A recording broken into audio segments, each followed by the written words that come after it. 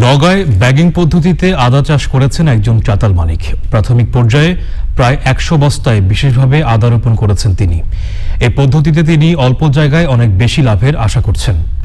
নওগাঁ থেকে ইমরুল কায়েসের পাঠানো তথ্য ভিডিও চিত্রে সুদীপ্তা মাহমুদের রিপোর্ট। নওগাঁ সদর উপজেলার বর্ষাইল ইউনিয়নের চক আতিথা গ্রামের মোনায়েম হোসেন কিছুদিন আগে একটি ব্রয়লার চাতাল গড়ে তোলেন। মহামারী করোনার কারণে অন্যান্য হাস্কিং চাতালের মতো তার চাতালটিও বন্ধ রয়েছে। এই সময়টিতে বস্তায় মাটি ভরে আদা চাষের উদ্যোগ নেন তিনি জানান, চাতালের একটি অংশে ১০০ বস্তায় অর্ধেক মাটি ভরে আদার চারা রোপণ করা হয়।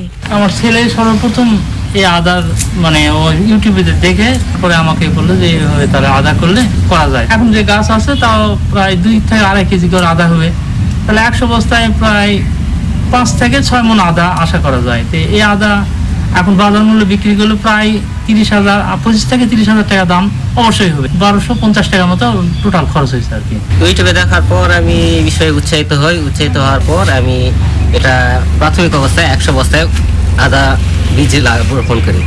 তারপরে আমি খুব ভালো সফলতা পাচ্ছি এবং আশা করা যায় যে খুব ভালো ফলন পাবো। তেমন পানি লাগে নাই, বৃষ্টিতে হয় একটু ছায়া লাগে, বেশি কোনো ঝামেলাই নাই। মাটি আলগা করতে হয় একটু, যখন মাটি শুকায় যায় তখন স্প্রে করে পানি দিই। এই পদ্ধতিতে আদা চাষে কাঙ্ক্ষিত সাফল্য আসবে আশা কৃষি বিভাগের। জৈব আর মাটি সার মাটি দিয়ে আদা চাষ শুরু করেছি, যেটা অন্য কৃষকদেরকে উৎসাহিত করতেছে। এইভাবে কোনো কৃষক যদি করতে চায়, আমরা কৃষি সম্পদ অধিদপ্তর তাদেরকে সম্পূর্ণ সহযোগিতা দিবে। কৃষি বিভাগ বলছে, চাতাল মালিকরা এভাবে বিকল্প উপায়ে কৃষি উদ্যোগ নিলে কিছুটা হলেও আর্থিক ক্ষতি পুষিয়ে নিতে পারবেন। সুদীপ্তা মাহমুদ, চ্যানেল।